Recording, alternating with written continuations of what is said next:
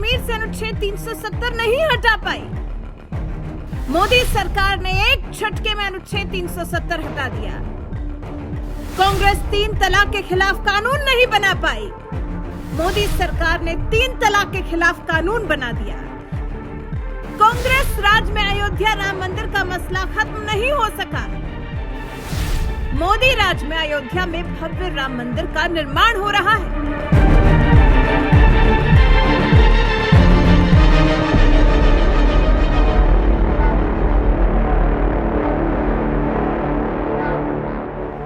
यहां तक कि कांग्रेस राज में तो प्लेसेस ऑफ वर्शिप एक्ट 1991 जैसा कानून बना दिया गया, जिसने हिंदुओं को उन मंदिरों पर हक पाने से रोक दिया जिस पर कभी मुगलों ने कब्जा जमाया था। लेकिन लगता है मोदी राज में अब इस विवादित कानून की भी जल्द विदाई होने वाली है। इसलिए बीजेपी के कद्दावर नेता और सुप्रीम कोर्ट में वकालत करने वाले तेज तर्रार वकील अश्विनी उपाध्याय ने भी ऐलान कर दिया है कि जुलाई में कांग्रेस के एक पाप का अंत होगा।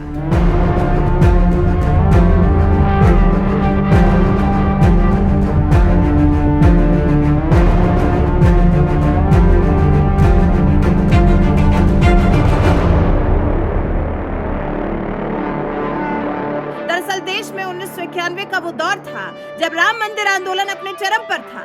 एक तरफ जहां राम मंदिर निर्माण के समर्थन में रथ यात्रा लेकर निकले बीजेपी के कद्दावर नेता लाल कृष्ण आडवाणी को लालू प्रसाद यादव की सरकार ने गिरफ्तार कर लिया था, तो वहीं दूसरी तरफ मुलायम राज में उत्तर प्रदेश के जिला अयोध्या में राम भक्तों पर गोलियां बरसाई गई थी, जिससे सांप्रदायिक तनाव अपने चरम पर था। इसी दौरान कांग्रेस की तत्कालीन नरसिम्हा राव की सरकार एक कानून ले आई जिसका नाम है प्लेसेस ऑफ वर्शिप एक्ट 1991। इस कानून के अस्तित्व में आने के बाद 15 अगस्त 1947 को जो धार्मिक स्थल जिस स्थिति में था और जिस समुदाय का था, भविष्य में भी उसी का रहेगा, क्योंकि अयोध्या का मामला उस समय हाईकोर्ट में था, इसलिए उसे इस कानून से अलग रखा गया था। यानी इस कानून के आ जाने के बाद अब आगे से कोई भी हिंदू उन मंदिरों पर दावा नहीं ठोक सकता जिन पर कभी मुगलों ने कब्जा किया था। यही वजह है कि जब भी काशी का ज्ञानवापी विवाद या मथुरा मंदिर मस्जिद विवाद का मुद्दा आता है तो असदुद्दीन ओवैसी जैसे नेता प्लेसेस ऑफ वर्शिप एक्ट 1991 की दुहाई देने लगते हैं। यहाँ तक कि मथुरा ईदगाह के सर्वे पर भी ओवैसी ने इसी कानून की दुहाई दी थी। नहीं पुराने हर बार सर्वे के अगेंस्ट बिल्कुल है, बिल्कुल है, करने से डिटेल्स ही पता चलेगी ना, और उसके आगे नहीं बिल्कुल है, इसलिए कि वो ऑलरेडी प्रूवन है कि यहाँ पर ईदगाह है, वहाँ पर मंदिर है, और 1968 में अक्टूबर 12 1968 में शाही ईदगाह ट्रस्ट और श्री कृष्ण जन्मस्थान का एक एग्रीमेंट हुआ, और शाही ईदगाह ट्रस्ट ये जो एग्रीमेंट श्री कृष्ण जन्मस्थान से किया उसका उनको अप्रूवल मिला उत्तर प्रदेश के सुन्नी वक्फ बोर्ड से। 19 प्लेसेस ऑफ वर्शिप एक्ट अभी भी है, पार्लियामेंट का कानून है, लॉ है 1991 का, जो ये कह दिया कि 15 अगस्त 1947 को बाबरी मस्जिद को छोड़कर जितने भी प्लेसेस ऑफ वर्शिप हैं, चाहे वो मुसलमान के हो, हिंदुओं के हो, ईसाइयों के हो, सिख के हो, उसको डिस्टर्ब नहीं करेंगे। मथुरा ईदगाह विवाद से लेकर ज्ञानवापी विवाद तक ऐसे तमाम मुद्दों पर ओवैसी जैसे मुस्लिम नेता कांग्रेस सरकार की ओर से देश में लागू किए गए प्लेसेस ऑफ वर्शिप एक्ट 1991 की दुहाई देते हैं। लेकिन लगता है कि अब वक्त आ गया है इस कानून की विदाई का, क्योंकि जुलाई का महीना आने वाला है और इसी महीने में इस कानून के खिलाफ 3 जजों की बेंच सुनवाई करने वाली है। ये दावा खुद सुप्रीम कोर्ट के वकील अश्विनी उपाध्याय ने किया है, जिन्होंने प्लेसेस ऑफ वर्शिप एक्ट 1991 के खिलाफ सुप्रीम कोर्ट में याचिका दाखिल की है।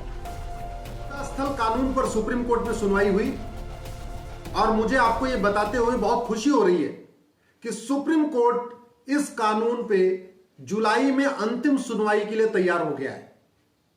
आज सुप्रीम कोर्ट ने बोला है कि जुलाई में 3 जजों की bench places of worship act की वैलिडिटी को टेस्ट करेगी। यानी जुलाई में 3 जजों की बेंच ये जो पूजा स्थल कानून 1991 में बना था, ये लीगल है या इलीगल है, कॉन्स्टिट्यूशनल है या अनकॉन्स्टिट्यूशनल है, इसको टेस्ट करेगा जुलाई में।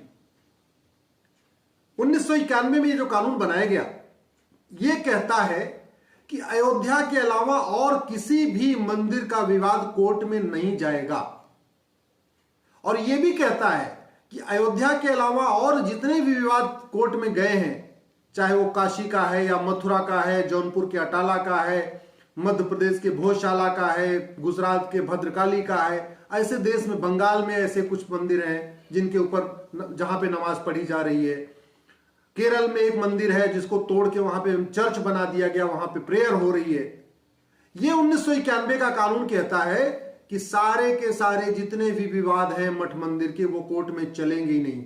इसका मतलब ये हुआ कि गजनी, गोरी, तुगलक, बाबर, हुमायूं ने जो भी गलत काम किया था उनके सारे कुकर्मों को ये कानून लीगलाइज कर देता है। उनके अवैध कार्यों को, उनके अनैतिक कार्यों को ये लीगल बना देता है, लीगलाइज कर देता है और वैध करार देता है। प्लेसेस ऑफ वर्शिप एक्ट 1991 की संवैधानिकता पर सवाल उठा रहे वकील अश्विनी उपाध्याय, पूर्व बीजेपी सांसद सुब्रमण्यम स्वामी जैसे नेताओं और संगठनों की ओर से कई याचिकाएं दाखिल की गई हैं, जिस पर सुप्रीम कोर्ट ने कई बार नोटिस जारी कर मोदी सरकार से जवाब भी मांगा है, लेकिन मोदी सरकार इस मामले में जवाब नहीं दे रही है, जिसका मतलब माना जा रहा है कि प्लेसेस ऑफ वर्शिप एक्ट की संवैधानिकता पर उठाए जा रहे सवालों से मोदी सरकार को कोई मतलब नहीं है। वो भी ये विवादित कानून जल्द से जल्द हटाना चाहती है, इसलिए मोदी सरकार इस मामले में सुप्रीम कोर्ट को कोई जवाब नहीं दे रही है और वकील अश्विनी उपाध्याय इसे मौनम स्वीकृति ही लक्षणम यानी मोदी सरकार की मौन सहमति मान रहे हैं। महीने में जब जस्टिस ललित चीफ जस्टिस थे तो उन्होंने क्वेश्चन ऑफ लॉ फ्रेम किया था। 11 सवाल हमने तैयार करके कोर्ट को दिए थे कि भाई इन 11 सवालों का जवाब देना है और आज चीफ जस्टिस साहब ने कहा है कि हम इसके लिए जुलाई में 3 जजों की बेंच बनाएंगे। अभी तक 3 साल बीत चुका है, केंद्र सरकार का जवाब नहीं आया है, लेकिन अगर जवाब नहीं आया तो हमें उससे कोई दिक्कत नहीं। जैसे कहते हैं मौनम स्वीकार लक्षणम, हम लोग आम भाषा में कहते हैं, वैसे एक जुडिशियल डॉक्ट्रिन होती है साइलेंस इज एक्सेप्टेंस। यानी अगर हमने पीआईएल फाइल किया और सुप्रीम कोर्ट ने एक्सेप्ट करके केंद्र सरकार को नोटिस जारी कर दिया और केंद्र सरकार अपना काउंटर नहीं फाइल कर रही है, केंद्र सरकार अपना जवाब नहीं दाखिल कर रही है, इसका मतलब होता है मौनम स्वीकार लक्षणम, साइलेंस इज एक्सेप्टेंस। इसका मतलब यह हुआ कि जो हमने ग्राउंड रेज किए हैं अपनी पीआईएल में, सरकार उसको सही मानती है, वाजिब मानती है, वैलिड मानती है, इसलिए जवाब नहीं दे रही है। इसका मतलब हमने जो प्रेयर मांग किया है कि ये प्लेसेस ऑफ वर्शिप एक्ट खत्म होना चाहिए, सरकार उसको वाजिब मानती है। अगर काउंटर फाइल नहीं कर रही है तो इसका मतलब है मौनम स्वीकार लक्षणम, साइलेंस इज एक्सेप्टेंस। तो लेकिन आज फिर भी मुस्लिम साइड से यह कहा गया कि केंद्र सरकार का जवाब नहीं आया, केंद्र सरकार का अभी तक जवाब नहीं आया। तो सुप्रीम कोर्ट ने बोला कि ठीक है, हम जुलाई में इस पर फाइनल हियरिंग करेंगे, 3 जजों की बेंच सुनवाई करेगी। केंद्र सरकार के पास एक और मौका है, वो जवाब देना चाहे तो दे दे और नहीं भी देते हैं तो भी जुलाई में सुनवाई होगी। तो इसका मतलब यह हुआ अब एक कानून पे एक अंतिम फैसला आएगा जुलाई में सुनवाई होगी। स्वाभाविक सी बात है, कई दिन सुनवाई चलेगी, तो जुलाई में फैसला नहीं आएगा, फैसला आएगा शायद अगस्त सितंबर में आएगा। कांग्रेस राज में बनाया गया प्लेसेस ऑफ वर्शिप एक्ट 1991 अगर खत्म हो जाता है तो इसका असर क्या होगा। इस मामले में वकील अश्विनी उपाध्याय ने बताया कि इससे पूरे भारत में जहां जहां मुगलों ने मंदिरों को तोड़ा था, उन मंदिरों को वापस लेने के लिए कोर्ट जाने का रास्ता खुल जाएगा। फिर वो जौनपुर का अटाला मस्जिद विवाद हो या फिर गुजरात के भद्रकाली का विवाद, इस मामले में जब सुप्रीम कोर्ट में सुनवाई होगी तो मैं कोर्ट से मांग करूंगा डे टू डे इसकी सुनवाई करेंगे, जिससे जल्द से जल्द फैसला आए। कानून के खत्म होने के बाद मुझे लगता है पूरे भारत में जहां जहां मुगलों ने मंदिर तोड़ा था, उन मंदिरों को वापस लेने के लिए कोर्ट जाने का रास्ता खुल जाएगा। जो हमारे भोजशाला में लोग भोजशाला के लिए लड़ रहे हैं, उनका रास्ता खुल जाएगा। जौनपुर में अटाला का जो विवाद चल रहा है उसका भी समाधान होगा। गुजरात में जो भद्रकाली का विवाद चल रहा है उसका भी समाधान होगा। ऐसे बिहार में भी कई सारे मंदिर हैं जिनके ऊपर मस्जिद जहां नमाज पढ़ी जा रही है। बंगाल में कई सारे मंदिर हैं जिनको तोड़ा गया था गोरी गजनी के टाइम में, उनको भी बदला गया। तो कल्चरल राइट, रिलीजियस राइट हमें मिलने वाला है, ऐसे में पूरा भरोसा है। मैं माननीय सुप्रीम कोर्ट से भी निवेदन करूंगा कि जब आप जुलाई में इस पर सुनवाई कर रहे हैं तो आप डे टू डे सुनवाई करें, दोबारा इसको एडजर्न न करें। और केंद्र सरकार से भी मैं निवेदन करता हूं कि अगर आप जवाब दाखिल कर देंगे तो बहुत अच्छी बात है, नहीं दाखिल करते हैं तो कोई बात नहीं।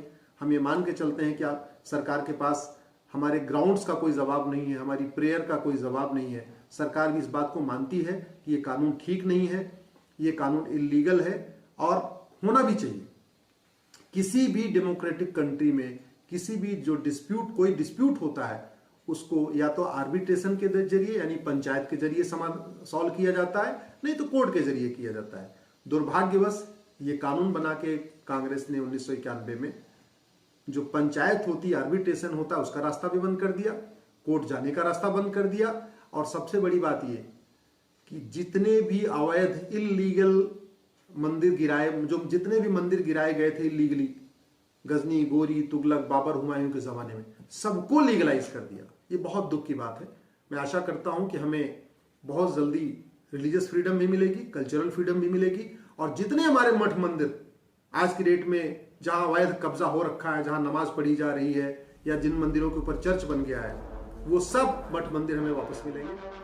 एक तरफ जहां अश्विनी उपाध्याय, सुब्रमण्यम स्वामी जैसे हिंदुवादी नेता और वकील कांग्रेस राज में लाए गए प्लेसेस ऑफ वर्शिप एक्ट 1991 कानून को खत्म करने में जुट गए हैं, देश की सबसे बड़ी अदालत सुप्रीम कोर्ट में लड़ाई लड़ रहे हैं, तो वहीं दूसरी तरफ जमीयत उलेमा हिंद जैसे संगठन और ओवैसी जैसे नेता इस कानून को बचाने में जुटे हुए हैं, क्योंकि अगर ये कानून खत्म हो गया तो फिर हिंदू उन तमाम मठ मंदिरों पर दावा करते हुए कोर्ट जा सकते हैं जिन पर कभी मुगलों ने कब्जा किया था, और कुछ कट्टरपंथी मुस्लिम ये नहीं चाहते हैं। वैसे आपको बता दें, अगर अयोध्या मामले में भी कांग्रेस का बनाया प्लेसेस ऑफ वर्शिप एक्ट 1991 कानून लागू होता तो अयोध्या का मामला कभी भी कोर्ट नहीं जा पाता और ना ही कभी अयोध्या में भव्य राम मंदिर का निर्माण हो पाता। बहरहाल, क्या आप भी चाहते हैं कांग्रेस का बनाया प्लेसेस ऑफ वर्शिप एक्ट 1991 कानून खत्म किया जाना चाहिए? इस पर अपनी राय हमें कमेंट कर जरूर बताएं।